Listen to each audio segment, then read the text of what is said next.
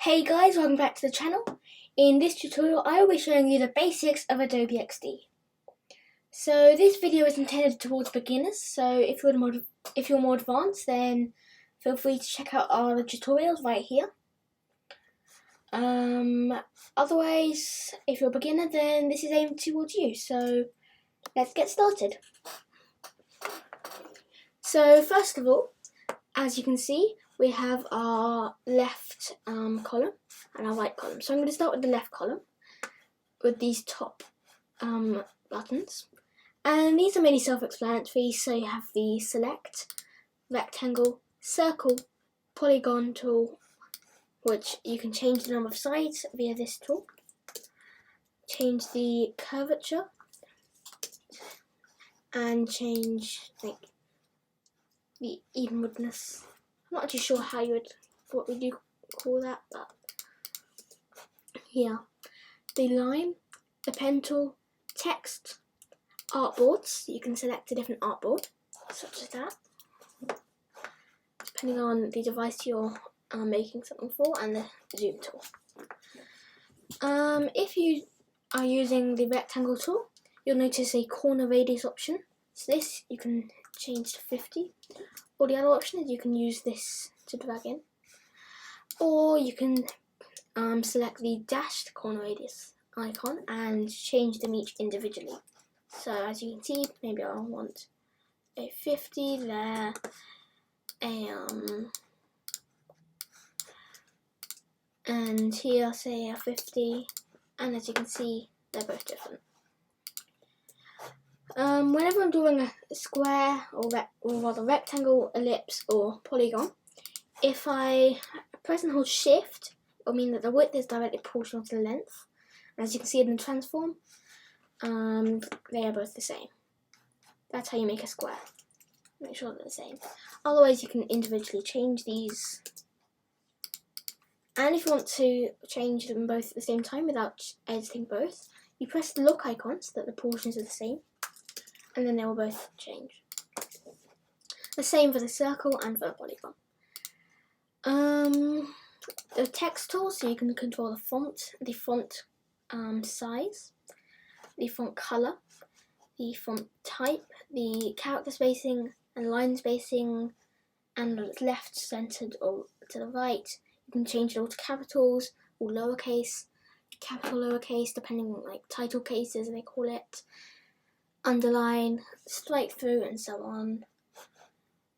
And repeat grid is another setting which allows you to, this is especially helpful if you're drawing or if you're making a table full of cells. So I'm just going to center this,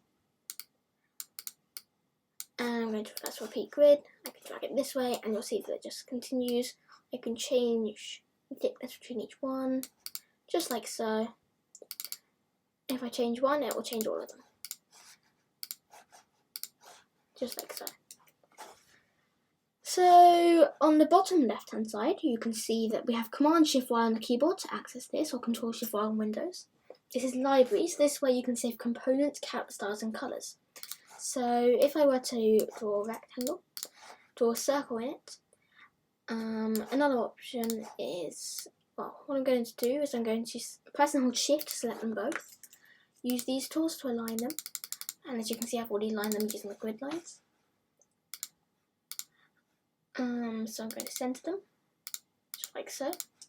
And I'm going to, these buttons basically, so this is for alignment, this top layer. This repeat grid. This is to add the shapes together, so it's one big shape. This is to subtract. So if I just change the artboard colour to a red so that we can see the difference. If I press subtract, you'll see that it removes the circle. If I press only the overlap, then we just get what's overlapping. And if I press remove the overlap, then just the same subtract in this case. So what I'm going to do is I'm going to press Command G on a Mac or Control G on Windows to group them. And then I'm going to press add a component. As you can see it shows up. I can rename this to circle in rectangle. and I can drag this in. This is especially important for auto animate, where you can add states to an item, but we'll get to that in a more advanced video. So as I said before, you can check them out on our channel. So what I'm going to do now is show you the scrolling feature. Well, last of all, so you have layers, so you can see all of your elements in one place, and you have plugins, which you can also access by pressing the plugins at the top and then browse plugins, and you can see a number of plugins. That's what I really like about Adobe XD. It's like variety, so you can use maps and so on, and loads of icons.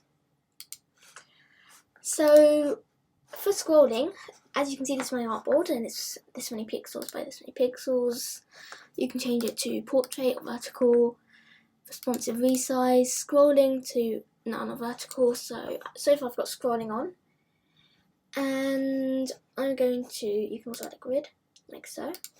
That's especially helpful when prototyping a web page or something with lots of elements that you need to be exactly in the right place.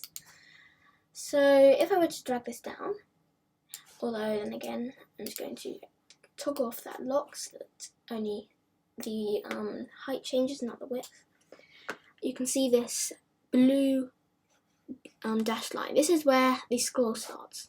So if I drew a rectangle, as you can see, it scrolls. However, you'll see that this has a checkbox which says fixed position when scrolling. If I check that, then it stays still, even if I scroll. So that's just a handy feature. What else? So in appearance, you also have opacity, so you can change the opacity of an object. You can add a border, change the size of it, change it to dash, and the gap between the dashes. You can change the corner radius, as I said before, the fill color to a linear or radial gradient. You can add a shadow, change the offset, position, and like how dark the shadow is, and you can also change the opacity here and the color. So if I were to change it to like a blue, you can tell. I'll just change this to white so it's easier to see, just like so. And yeah, that's mainly it for the design section. So there's a few more features, but we'll get to those in later videos. So now the second part of this video is the prototype feature. So this is the second tab, and this basically allows you to, as I said earlier, control like animations and make buttons move between links, which I'm not sure if I said it earlier, but yeah.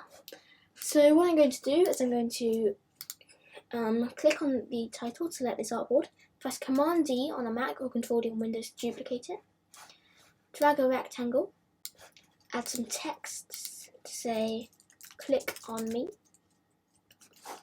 change the font to Montserrat, of course, whatever, it really doesn't matter. I'll change this to about 50 just to make it bigger, move that into center that using my grid lines or using the alignment tools at the top, and then I'll drag this in here and press Command G to group it, or Control G on Windows, and then I'm just going to drag this in. Finally, I'm going to add a shadow. So if I double click to select that, and then add a shadow. So what I want to do is, if I go into my prototype tab, I'm going to select the click on me button, and I'm going to drag this little arrow to our next artboard. So if we can say destination and start. So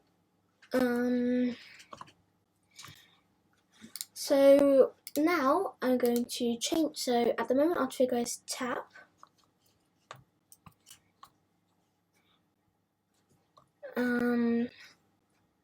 So this means that when I tap that, it will move to this destination. It's transition. So you have auto animate, scroll to and stuff. Destination, so that's the artboard name. And animation is dissolve. You can change it to slide and push and so on. This is the duration, and that's the easing. So now if I press play up here, you can see that when I press this, it dissolves. We can add a back button, just quickly. So if I press and hold shift so that this only moves at 45 degrees, duplicate this and turn it around. Press and hold shift while selecting these two, change these to 24. And then change the border size to about 2. Change the caps to round, just like so. And perhaps I'll group these with Command G or Control G. Change the border to actually about 4. It's nice and thick. Now I'm going to move it to the edges.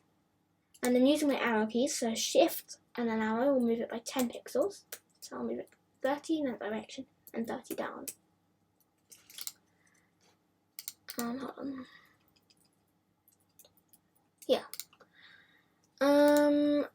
Also you can like move these closer together, like I should have done.